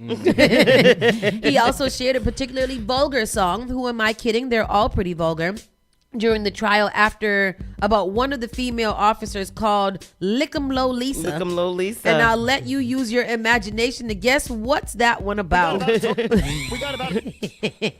Well, after he released the music videos, officers involved in the raid filed a lawsuit against Afro Man, claiming that using the security footage violated their privacy and defamed them, causing humiliation, ridicule, mental distress, embarrassment, and loss of reputation. The lawsuit hasn't stopped Afro Man from speaking out against the deputies and their actions, and a court granted him some early wins in the case by dismissing claims that he invaded their privacy by posting videos of the raid. But the defamation claims were allowed to go forward, and this week the case finally went to a trial in Adams County. He won the case, but he's still now being ordered to pay his little court fees. Only half of them. They should have paid his court fees. They should have paid his court fees for bringing up that case. Afro Man looks like he's not with the bullshit, and well, he is with the bullshit, and you should probably think wisely. Lick 'em low, Lisa.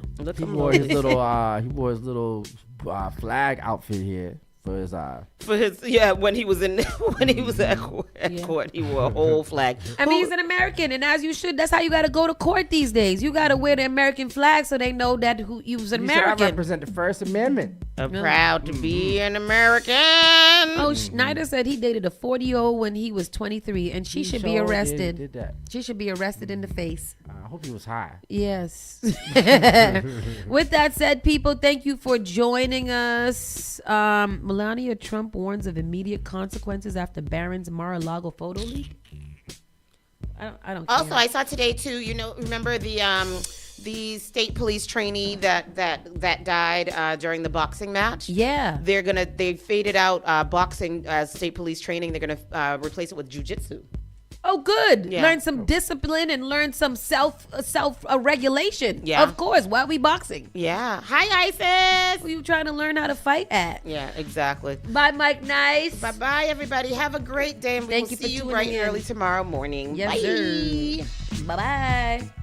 You're listening to Saucy and Friends in the morning with Miss Hot Sauce, Miss Tony, and Rockstone Triz. Igniting the airwaves. Spark FM.